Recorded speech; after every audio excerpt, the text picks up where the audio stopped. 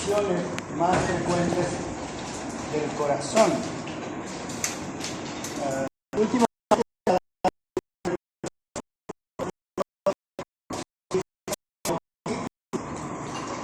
miocarditis viral. Y la causa número uno de la miocarditis viral era el COVID, que provocaba y simulaba un infarto a nivel del corazón y que tenía que ver con lesión celular de los miocitos. Y eso provocaba un daño estructural y posteriormente provocaba muerte. Pero hoy tenemos un caso que tiene que ver con el flujo sanguíneo de nuestro corazón. Y ustedes tienen que ver que para que la endocarditis empiece a aparecer en una persona, tiene que haber un flujo turbulento de sangre que pasa por el corazón. Y esto tiene que ver con patologías que desarrollen este flujo turbulento del corazón. Cuando nosotros tenemos un foco infeccioso, ya sea por una ataque frontal, ya sea por un pie diabético, una infección gastrointestinal, nosotros podemos decir que ese foco ha hecho que la sangre infecciosa recorra nuestra sangre y choque ese flujo de sangre con una de nuestras válvulas, ya sea la válvula aórtica, ya sea la válvula mitral. Y posteriormente esto empieza con una adhesión, se llama adhesión bacteriana, que ocurre en estas válvulas. Pero cuando no hay bacterias, normalmente ese flujo turbulento desarrolla una masa a nivel de la válvula, pero esta masa es estéril, o sea, no es infecciosa. Y cuando tú tienes un foco infeccioso, ya esa masa ya no se llama estéril, es una masa infectante. La válvula aórtica tiene los famosos nidos de golondrina y tiene nódulos. ¿De acuerdo? Con la anatomía. ¿Cómo se llaman esos nódulos?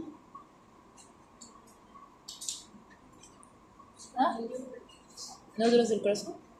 ¿Qué? La válvula tiene nódulos.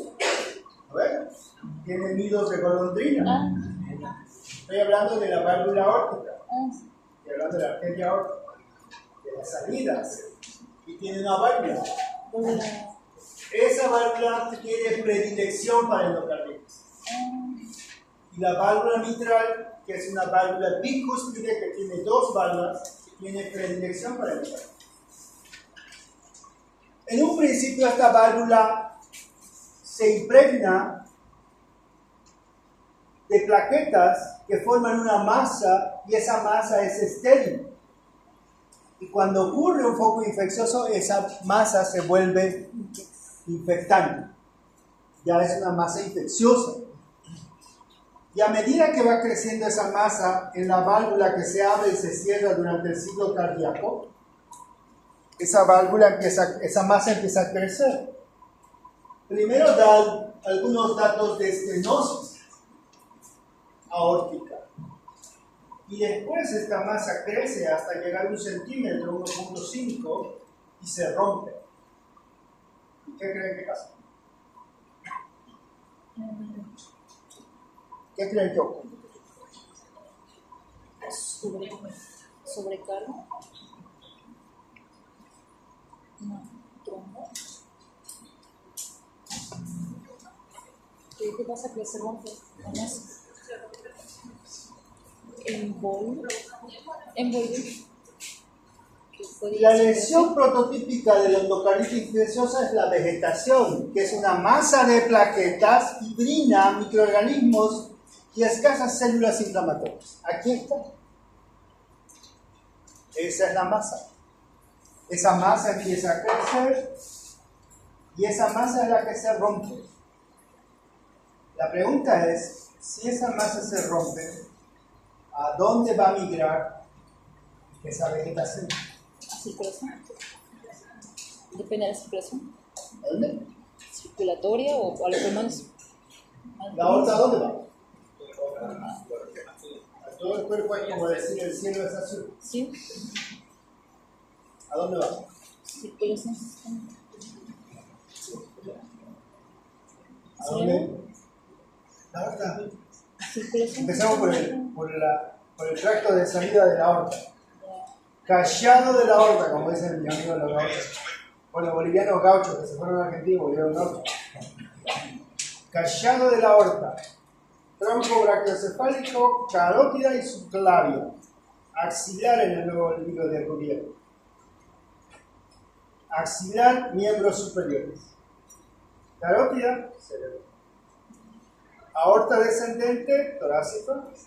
Abdominal, ilíaco, hipogástrico, miembros inferiores. Digo, poplito, tibial, peroneo, calcáneo. Era auxiliar la anatomía, se conoce. Ahora, si va a las carótidas, hay carótida interna y externa. Si va a la interna hay problema, porque va a ir al polígono de Willis. Si va al polígono de Willis, va a ir a las cerebrales, anteriores, medias, posteriores. Y va a llegar a parénquima cerebral. ¿Y qué va a ocurrir? Lo va a obstruir. Si es una vegetación infecciosa, va a provocar un aneurisma micótico, que es un proceso infeccioso. No solamente va a provocar un ACV, que sería lo ideal, va a provocar aparte una infección del parénquima, aparte de una ACV. Ya eso es una ACV que se va a formar primero un aneurisma micótico y después va a ser un absceso. Eso puede pasar en cualquier órgano. Y de ahí, pregunta de examen, ¿cuáles son los órganos más afectados? En primer lugar, el cerebro. En segundo lugar, el vaso. En tercer lugar, el hígado. En cuarto lugar, el riñón. Todos los órganos pueden estar involucrados solamente por la ruptura de esta lesión. ¿No? De esta lesión.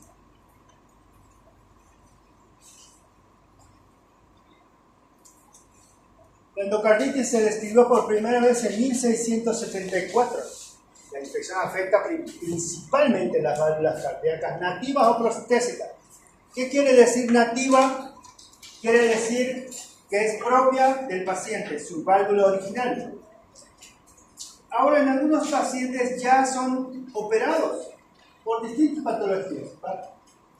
Valvulopatía reumática, una anomalía congénita, y se reemplazan las válvulas. Y a esas válvulas se denominan válvulas protésicas. Esas válvulas pueden ser de metal, que se llaman mecánicas, y pueden ser biológicas. Biológicas a partir de cadáver o de un animal. Y mecánicas, que son de verdad mecánicas, y suenan. Suenan cuando escuchan. El endocardio mural, un defecto septal o un dispositivo cardíaco permanente. Puede estar en el endocardio, no he visto. Puede estar en un defecto del corazón y también puede estar en un dispositivo cardíaco. ¿Qué dispositivo cardíaco permanente conocen? El marcapaso, ¿no? A finales de 1980, el panorama de la endocarditis se transformó considerablemente debido a mayor disponibilidad de válvulas cardíacas protésicas, marcapasos y catéteres. O sea, que después de 1980, la endocarditis se disparó. ¿Y por qué se disparó? Porque ya teníamos válvulas que eran prótesis. Se colocaban más marcapasos a todos los pacientes que tenían bradicardia extrema, marcapasos. A todos los pacientes que tenían bloqueo AP de tercer grado, marcapasos. ¿Hay marcapasos? Sí. Hoy en día los marcapasos están accesibles, ¿no? Todo paciente con bradicardia extrema, con bloqueo AB, puede pedir un marcapaso y se lo dan. Los seguros tienen marcapasos y se colocan marcapasos. La gente que tiene una valvulopatía reumática se opera y se hace una valvuloplastía. Y es a corazón abierto, cambia la válvula, vuelve y aparece con su válvula mecánica. Y esta situación, más los catéteres de doble lumen que se utilizan para hemodiálisis, que están 3 meses en los pacientes, provoca infección. Por eso se disparó la endocarditis. Continúa siendo un desafío con una tasa de mortalidad general al 30%. Esa es la mortalidad de la endocarditis, 30%. ¿Qué quiere decir eso? De 10 pacientes, 3 se mueren por endocarditis. Y cuidado, no podamos diagnosticar endocarditis.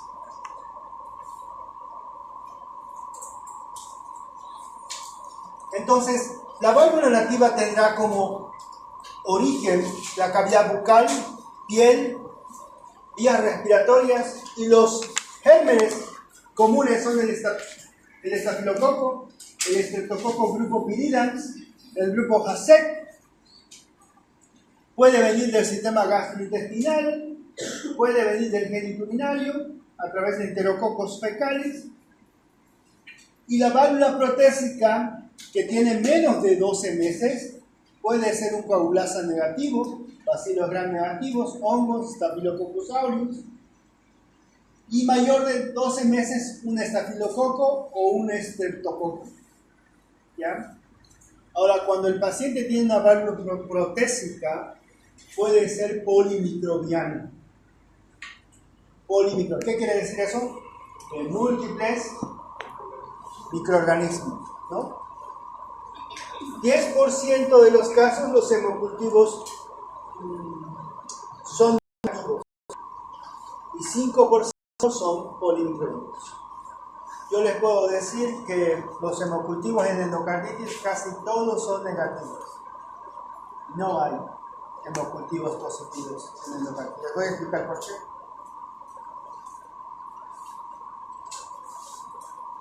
Entonces, como ocurre la lesión, este es el endotelio normal de la válvula, está cubierto por una fina capa de células planas, y la bacteria, al tener un contacto con la célula endotelial plana, hay una adhesión, y esto puede deberse a que el paciente constantemente está expuesto a gérmenes que le llegan por el torrente sanguíneo y llegan a este tipo de válvula protésica o implante cardíaco o marcapasos, o que el paciente use drogas y use la jeringa para hacer todas las cosas. Puede usar la misma jeringa de otro paciente contaminado y lograr. Cuando el germen tiene contacto con el endotelio, obviamente nuestros receptores, ¿no?, tipo TORS, estos receptores van a captar al germen y van a pedir ayuda. ¿Quiénes? A las citocinas inflamatorias. Estas citocinas inflamatorias van a provocar una reacción inflamatoria a este nivel, provocando la trombogénesis. Porque en realidad esa masa de endocarditis es un conglomerado de plaquetas que en un principio, si es de una válvula nativa, es estéril. Y si no, ya es completamente de Hermes. La predilección, ¿esto qué es? Válvula mitral. Y la válvula aórtica.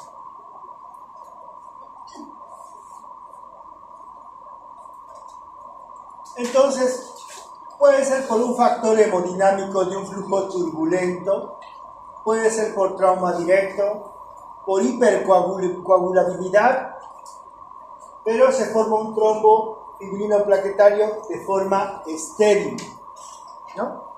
que no es de mayor problema y que posteriormente se puede volver a una vegetación séptica. Y en el caso de que la contaminación sea a través de un foco séptico, va a haber una bacteremia transitoria. Y esta bacteremia transitoria va a convertir a la vegetación en una vegetación séptica. ¿Ya? Y eso hay que tener mucho cuidado.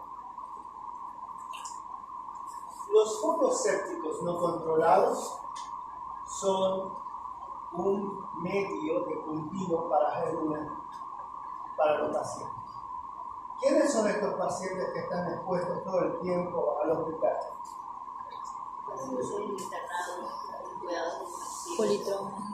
Claro, uno llega a cuidados intensivos porque le pasa algo grave, pero hay pacientes ambulatorios que van al hospital todo el tiempo. Pacientes en tratamiento con VIH-Sida, que están en fase SIDA, pacientes con tuberculosis, pacientes con insuficiencia renal crónica que van a sesiones de hemodiálisis, que les tienen que poner catéteres, que les pinchan los brazos todo el tiempo, que tienen fístulas que están completamente inflamadas, ¿no? ¿Han debido ver? ¿Quiénes más? Pacientes inmunodeprimidos que tienen artritis reumatoidea, que tienen lupus eritematoso. Son pacientes que todo el tiempo van a ir al hospital y van a estar sujetos a procedimientos. ¿Quién más? Pacientes que hacen quimioterapias, que tienen catéteres permanentes porque por ahí les realizan las quimioterapias, ¿no? ¿Quiénes más?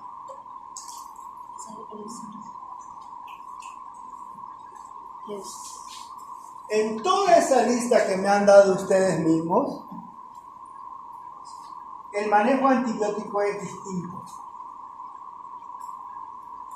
En todo lo que me han mencionado ustedes. El manejo del antibiótico es completamente distinto.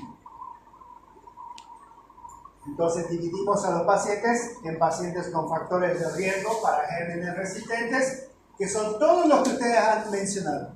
Pacientes oncológicos, pacientes renales crónicos, pacientes inmunodeprimidos, pacientes con enfermedades reumatoideas, pacientes de la tercera edad que van al hospital todo el tiempo. Son pacientes expuestos a gérmenes resistentes. Por ende, no le puedes dar una amoxicilina, porque entendemos que la amoxicilina es un antibiótico de primera generación de tipo ambulatorio, que debe ser usado para personas que vienen de la comunidad. Y al decir de la comunidad, como le dije la anterior semana, no quiere decir que vengan de un pueblo, que vienen de la casa, que no van comúnmente al hospital. Es un germen salvaje del hogar, no es del hospital. Entonces estos pacientes, el tratamiento es diferente.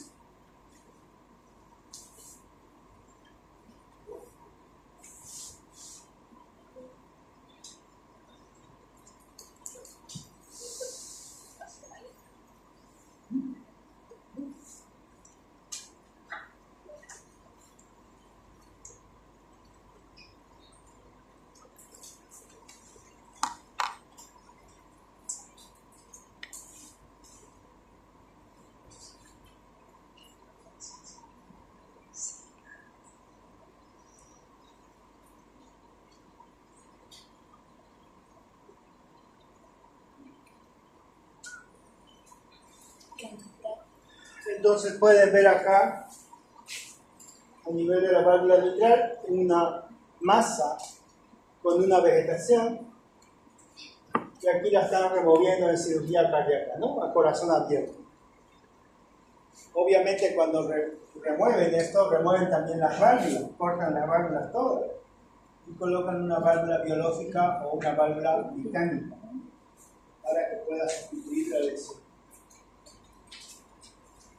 El estándar diagnóstico de endocarditis es la confirmación patológica, pero no está disponible, por lo menos en nuestro país no está, y en la mayoría de los casos el diagnóstico es por hallazgos clínicos datos microbiológicos y resultados de imagen.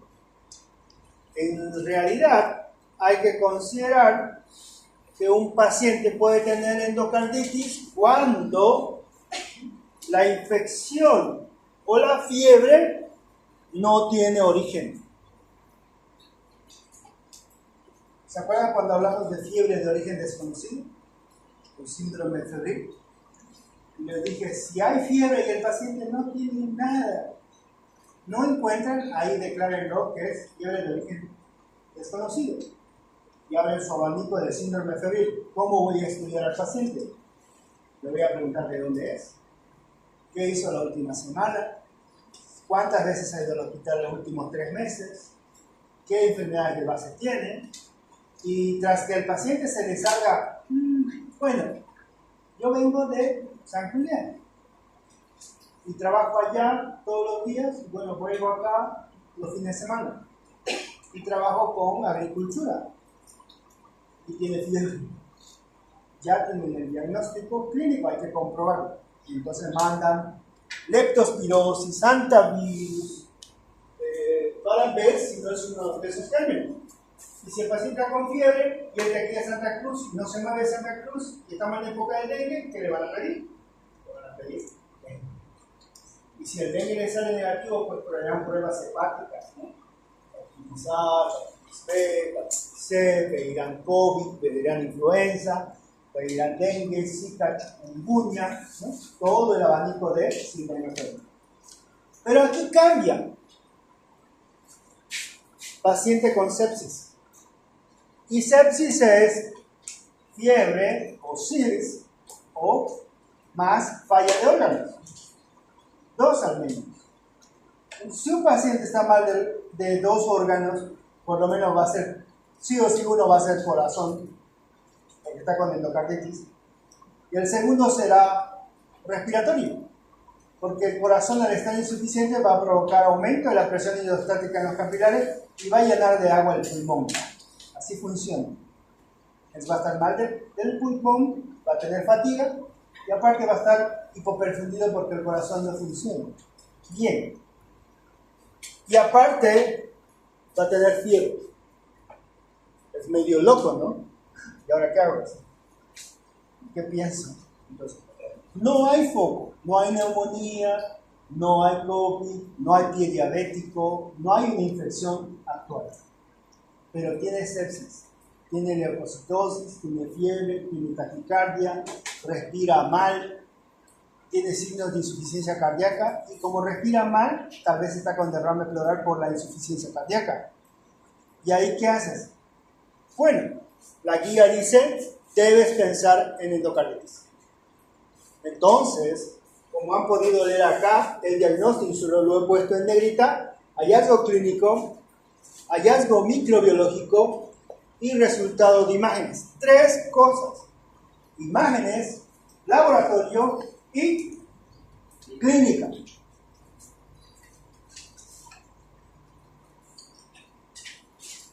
Y bueno, factores de riesgo cardíaco. Endocarditis infecciosa previa, o sea que ya haya tenido. Enfermedad cardíaca valvular, que tenga una válvula cardíaca protésica. Esto es del Harrison, creo. Que tenga un catéter venoso central o una línea arterial. Que tenga un dispositivo electrónico cardíaco y que tenga una enfermedad cardíaca congénita. Factores de riesgo para endocarditis.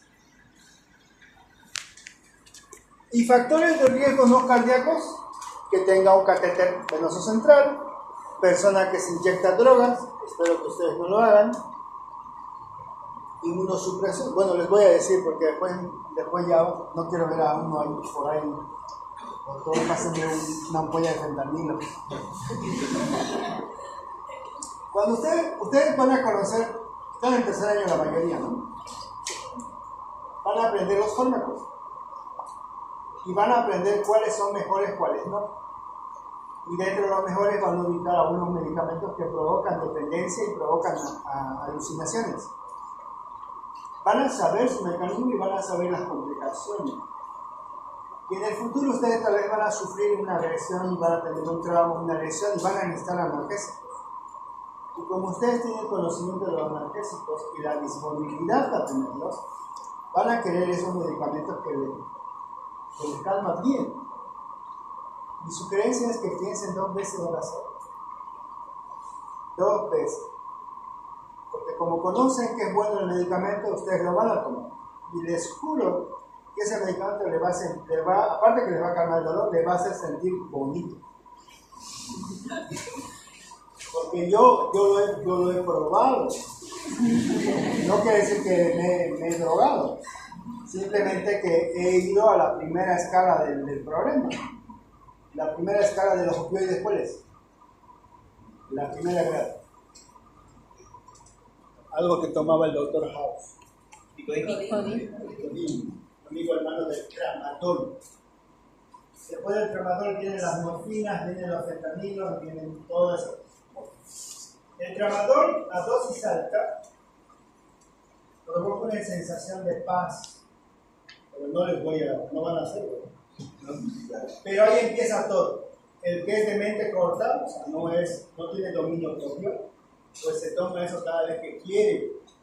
Como ustedes van a ser médicos, lo van a conseguir. Les voy a contar la otra parte.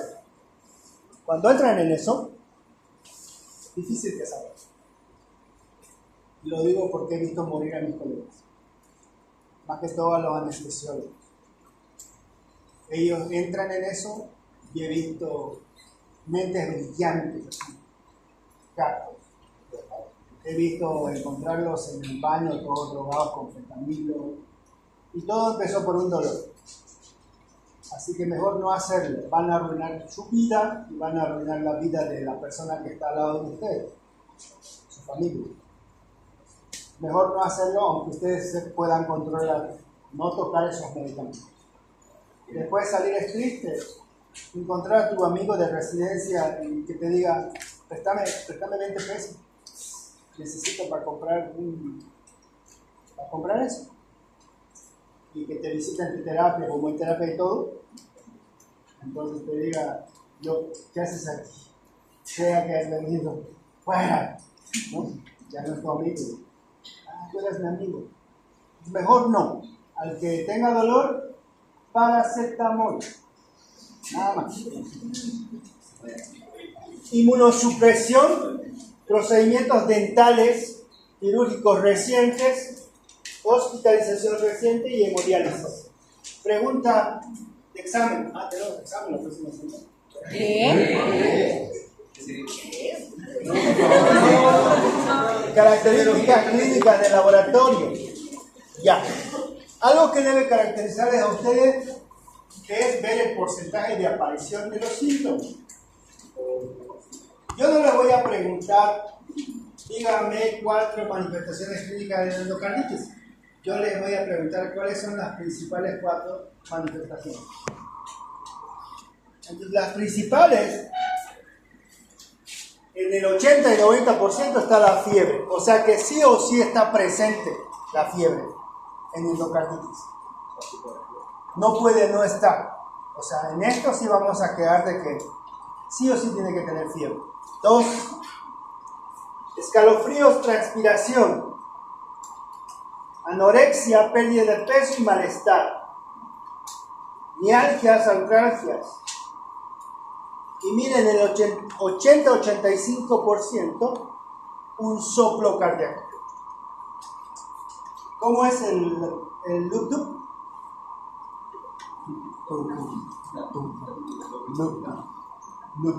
Y entre medio, ahorita voy a explicar lo que va a hacer. ¿Qué grupo estaba ahí en mi práctica? Les dije, no les voy a enseñar a auscultar porque eso lo tienen que hacer en serio.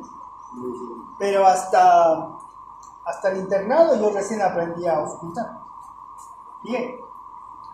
Así que no les voy a preguntar en el examen de práctica qué viste en la auscultación. Hasta la pregunta está mal. ¿Qué escuchaste? Entonces, no, porque sé que es algo que cuesta que lo van a lograr hasta que estén en internado cuando oculten todo el tiempo. Recién ahí se van a dar cuenta que es un crepito, un ronco, una sibilancia, un ruido expiratorio, un soplo, ¿no? Mientras no. Como dicen los neumólogos, siempre dicen, es un crepito de media burbuja. ¡Wow! ¿Cómo es raro? ¿Cómo se escuchará un crepito de mediana burbuja? No entiendo, estaba bien. Entonces, si tiene un soplo y tiene fiebre, ya va el diagnóstico. Pero mucho ojo que muchos pacientes ya tienen soplo. Ahí va la pregunta. ¿Usted tiene patología cardíaca, algo del corazón que le han dicho antes? No, doctor. Y ya cuando ocultas, tiene un soplo. Y tiene fiebre. Ya está completando el diagnóstico. En el laboratorio, anemia en el 70-90% de los casos. Aumento en la velocidad de eritrosedimentación. ¿Qué es la proteína C reactiva? Un marcador de inflamación, ¿no? Tiene que estar inflamado, porque es un proceso inflamatorio también. Complejos inmunitarios circulantes y descenso del complemento sérico, que estos dos no lo tenemos nosotros a disposición. No hay, ni yo que estoy en el tercer nivel no lo tengo. Pero los demás sí los tengo, puedo verlos. Entonces, este estudio, que es uno de los mejores que hay, que se hizo en 2019, es que tomaron más o menos, no dice el monto total, pero agarraron todos los pacientes con endocarditis.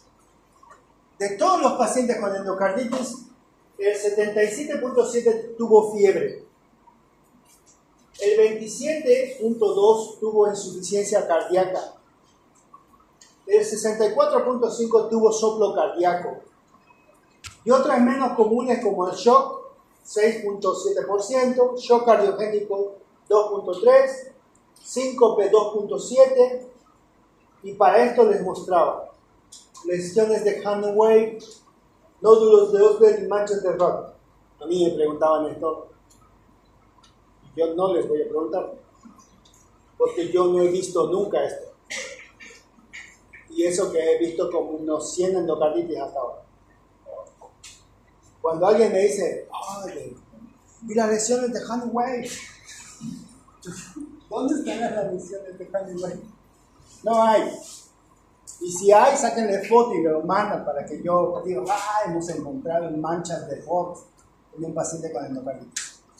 Sí están presentes, pero el 1.4% es muy poco.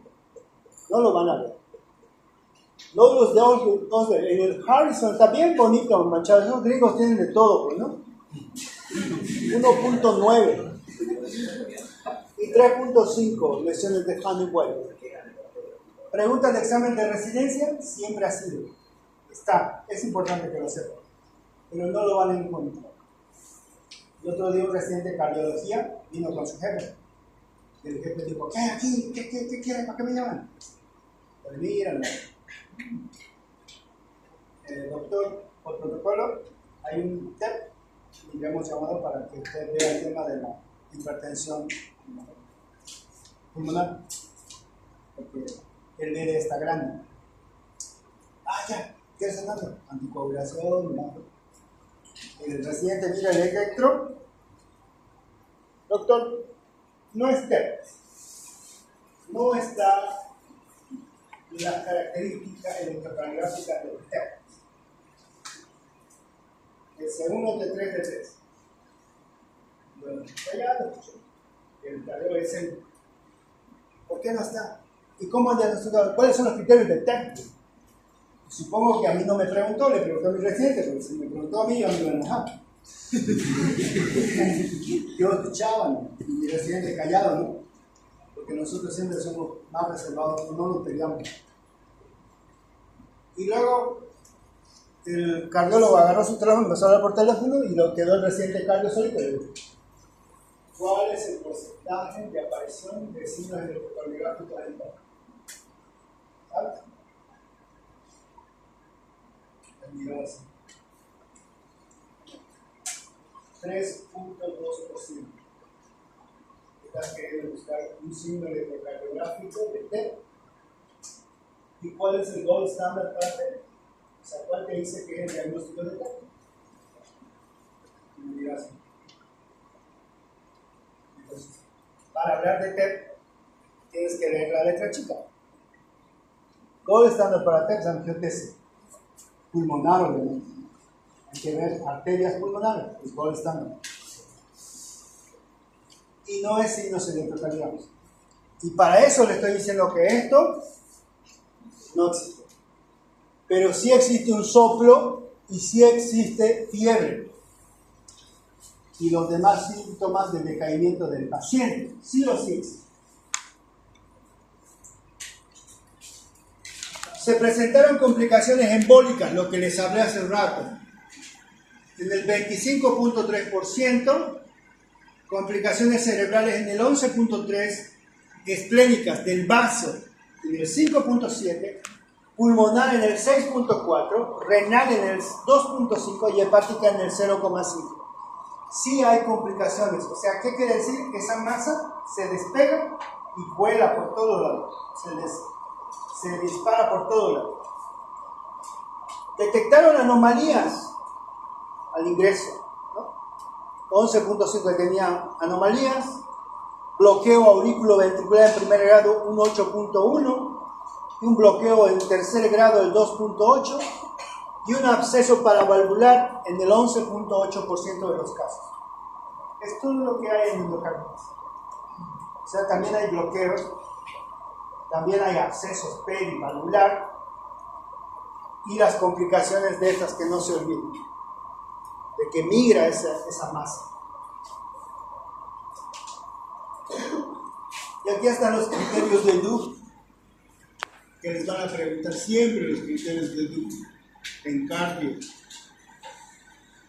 Criterios mayores: hemocultivo positivo,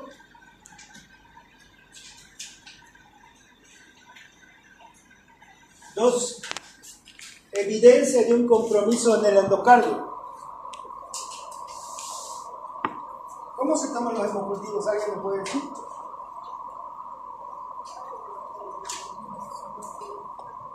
¿Cómo se toman?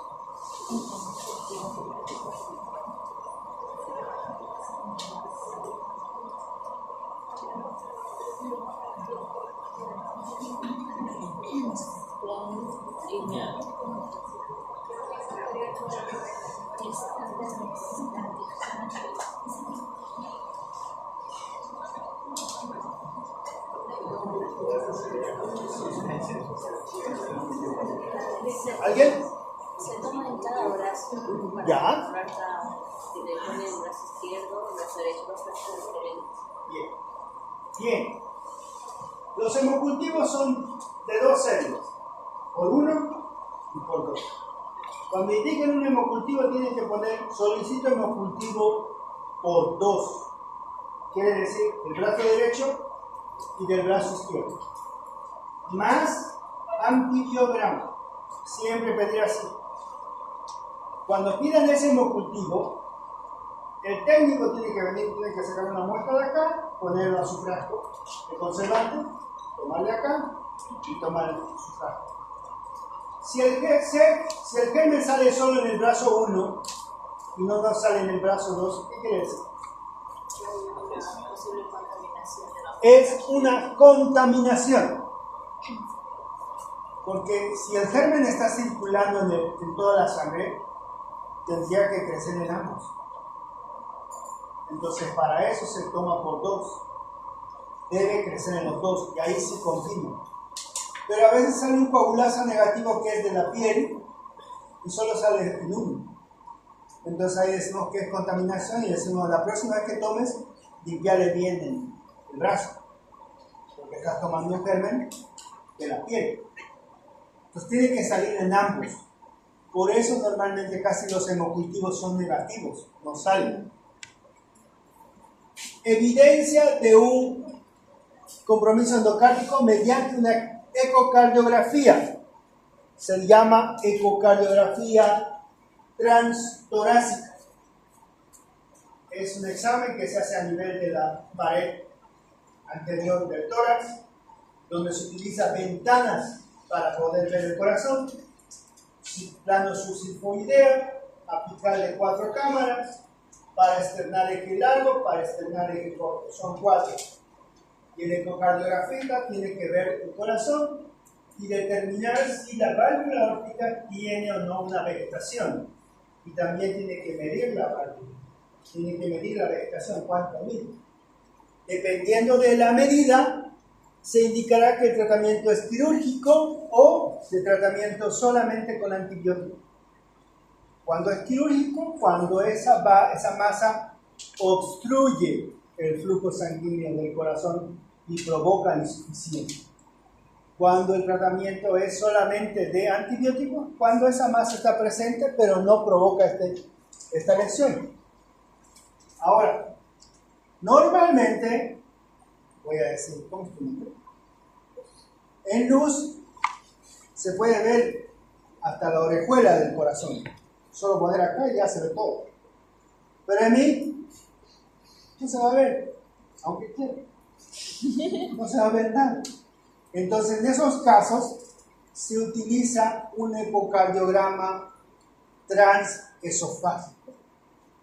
¿Qué quiere decir eso? Que el ecocardio no tiene una sonda acá, sino tiene una sonda como endoscopía, que se lo mete por acá, llega hasta el corazón, pero por el esófago, y ahí se mira todo. Es más sensible y es más específico que el ecotrans-torácico. Pero ustedes tienen que pedir un ecotrans-torácico, ¿no? Y si no sale ahí nada, ya el cardiólogo pedirá un ecotransesofágico para poder desarrollar su teoría. Criterios menores: predisposición, trastornos cardíacos predisponentes, consumo de drogas, fiebre, fenómenos vasculares como embolia arterial, infartos pulmonares, aneurismas micóticos, hemorragia intracraneal, fenómenos inmunitarios como glomerulonefritis, nódulos de Osler, manchas de Roth, factor reumatoide, y evidencia microbiológica de un hemocultivo positivo, pero que no cumple un criterio mayor como se indicó antes. O sea, que solamente haya crecido en uno y no en los dos, pero es un criterio menor, ¿ya? Para tomarlo en cuenta. ¿Cómo se diagnostica? Definitiva, 2 criterios mayores. O un criterio mayor y 3 criterios menores, o 5 criterios menores. Posible un criterio mayor, o 1 o 2 menores, o 3 a 4 menores. Descartada, no cumple criterios de endocarditis. Los ingresos con los sin diagnóstico alternativo firme. ¿Qué quiere decir si no hay endocarditis? Quiere decir que no hay hemocultivos, no hay soplo, no hay imagen de una vegetación a nivel cardíaco. No existe, ¿no?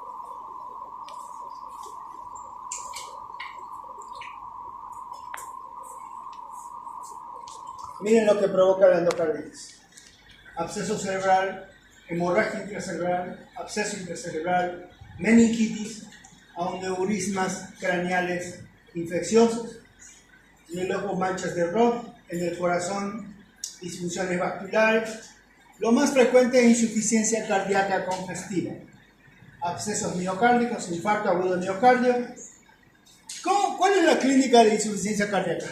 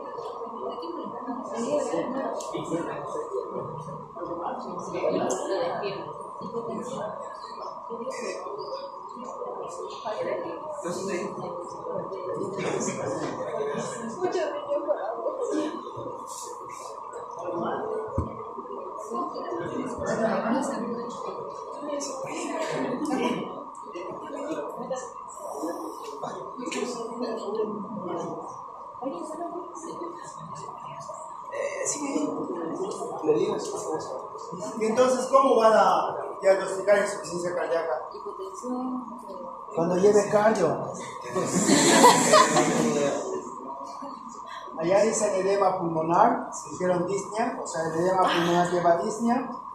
El edema pulmonar producto del aumento de la presión hidrostática a nivel de las venas pulmonares que van al corazón y no pueden dejar la sangre. Y allá dijeron edema en miembros inferiores, producto del aumento de la presión en la vena cava, y obviamente la sangre viene de abajo por la vena cava, pero como no puede entregar esa sangre, aumenta la presión para abajo y todo compartimento de mayor presión pasa a otro compartimento de menor presión. Y eso pasa en los miembros inferiores. Se extravasa, se aumenta el líquido de abajo. Y aparte el paciente está todo el tiempo parado o todo el tiempo sentado, entonces se llena de líquido. ¿Qué más?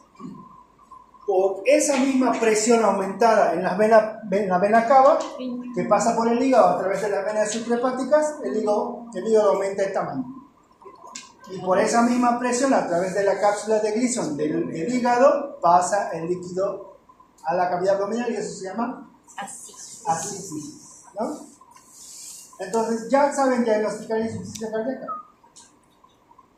La clave es que no se les vaya el paciente. Diagnosticarlo a tiempo. Porque si diagnostican a tiempo, les comento algo.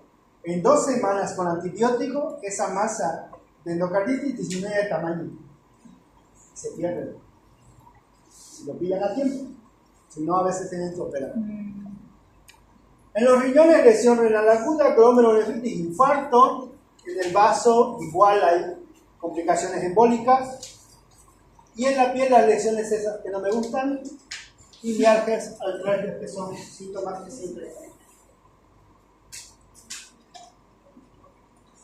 Desafortunadamente, ni un biomarcador tiene suficiente precisión para el diagnóstico de sepsis. Por lo tanto, el papel de los biomarcadores es facilitar una estratificación inicial de riesgo y monitorar la respuesta. O sea, ¿cuál es un biomarcador? Ustedes que ya llevaron bioquímico.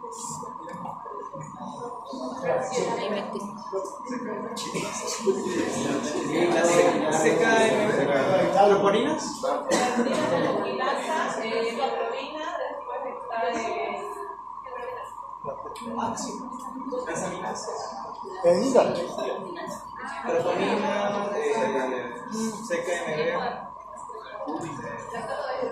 ¿Cuáles son los biomarcadores de infección? Proteínas C reactivas, procalcitonina, velocidad de electrosimulación, ¿no? Pero eso se puede elevar en cualquier cosa. Entonces, eso está diciendo esto. No existe ningún biomarcador.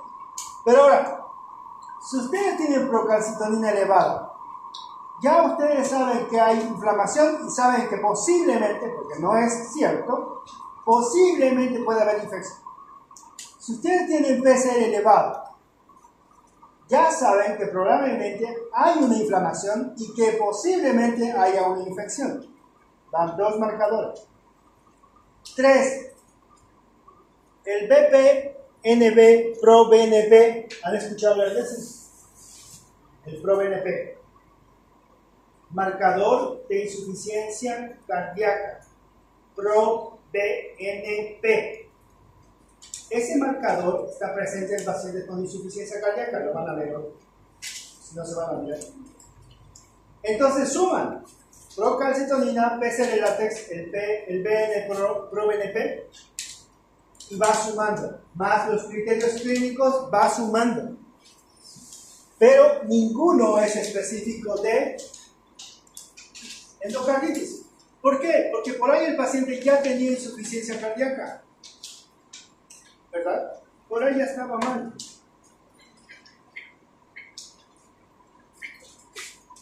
Esto es del 2019, la guía de endocarditis.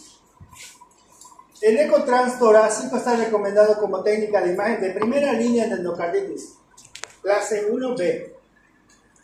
El ecotrans esofágico está recomendado en todos los pacientes con sospecha clínica y resultados negativos o no concluyentes del ecotrans torácico. Evidencia 1B. El transesofágico está recomendado en pacientes con sospecha de endocarditis y válvula cardíaca protésica o dispositivo intracardíaco.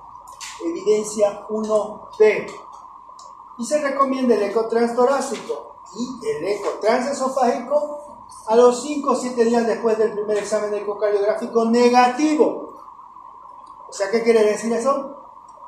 Si salió un eco negativo, a los 5 días habría que repetirle otro para descartar, ¿no? Pero la evidencia es de clase 1C, ¿no? No hay evidencia 1A por lo que han visto, porque estos estudios son operador dependiente. La ecografía es un estudio que depende del operador. ¿Cuántas veces han dicho? ¿Tiene cálculo en la vesícula? ¿Van a otra ecografía? No tiene cálculo en la vesícula. ¿Van a otro? ¿Tiene pancreatitis? ¿Y a otro van? No tiene pancreatitis. No. ¿Tiene 2 ovarios? No, en el otro. No, solo tiene uno. Entonces, mucho depende de la técnica y del operador. Por eso la evidencia no llega a 1A, es 1B.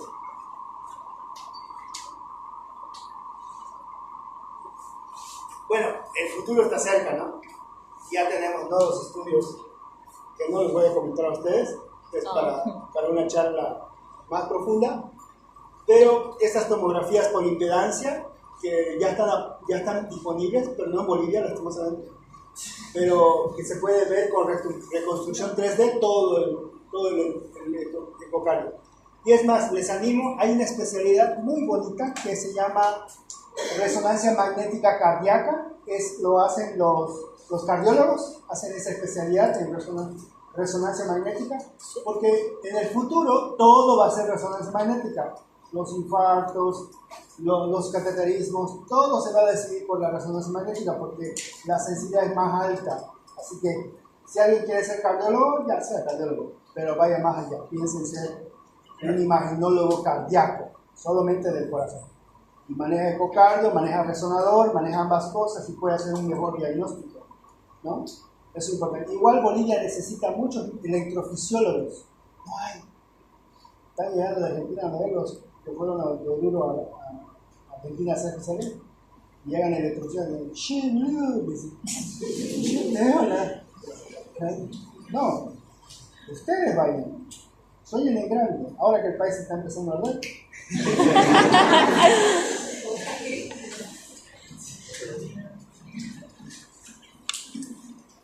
Germen más frecuente.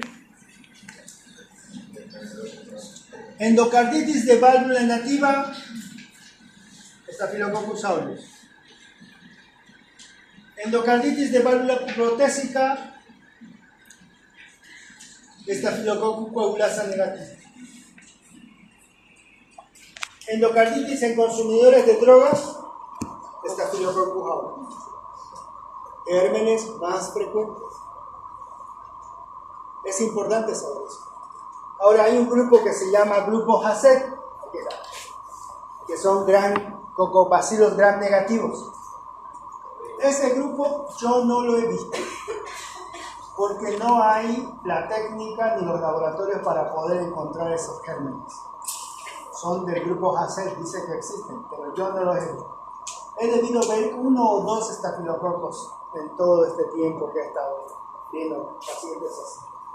Y coagulasa positivos igual he visto varios, pero no son frecuentes. Ahora, nadie me preguntó, ¿y por qué los hemocultivos no son positivos, doctor? Nadie me dijo eso, pero les voy a contestar, aunque no me hayan preguntado. Cuando llega un paciente con fiebre, lo primero que hace el médico, vamos a decir de laudabol, para que nadie Podría ser porque realizan tratamiento con antibióticos. ¿sí? Es que, a ver, la regla principal en el código sepsis, que hemos hecho la clase de sepsis, era que si encuentras un paciente con problemas de sepsis, tienes que tomar un cultivo antes de iniciar el antibiótico. Y eso debe ser la primera hora. A ver, tomas el cultivo y luego pones antibiótico. Pero ¿qué pasa con estos pacientes? Como el paciente tiene fiebre y está mal, chimipenem, entrada, chimipenem, vancomicina, todo eso. Y los cultivos, perdiste una gran oportunidad. Ahora, cuando el paciente ya está con antibiótico, quiere tomar el cultivo, ya no. Porque recuerden de la capacidad mínima inhibitoria de fármaco que están llevando ahora. ¿No? ¿Qué pasa con la vancomicina, por ejemplo? La vancomicina es dosis tiempo dependiente, o sea, tiene dos. Depende de su dosis y depende del tiempo que está el fármaco en la sangre. Entonces, cuando hace estos 2 microgramos que necesita que el antibiótico esté en sangre, y su capacidad mínima inhibitoria está por encima de 2. Entonces, cuando le pones el antibiótico, sube por acá, y a medida que está su vida media, va empezando a bajar de nuevo por la línea, ¿verdad?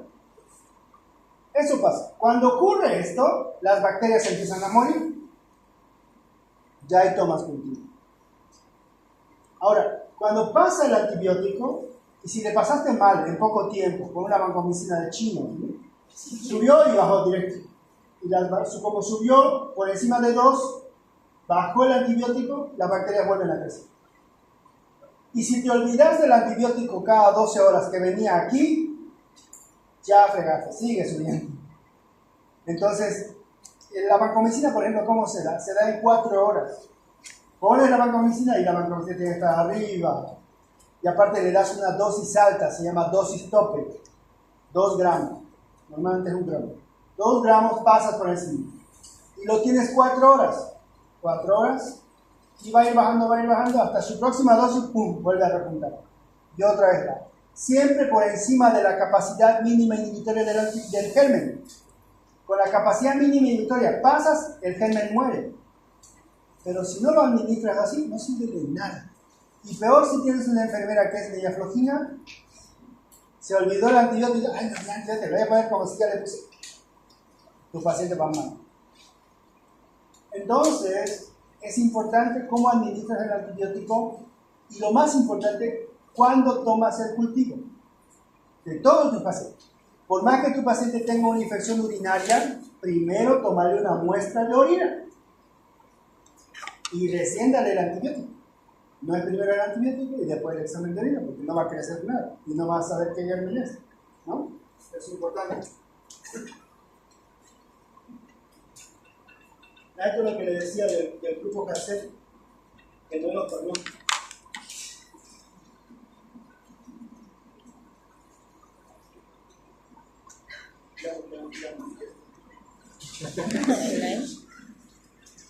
Entonces, la próxima semana quiero tomar el primer parcial. No. Si sigo avanzando, se va. Vamos. Siga.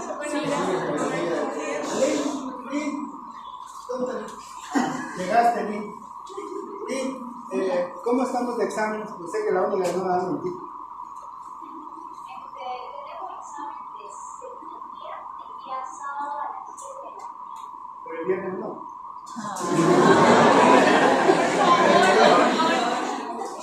Ya, vamos a tener un acuerdo. Firmado. Este viernes no, pero el siguiente sí, independientemente de lo que tenga. Nos vemos la próxima. Gracias, doctor.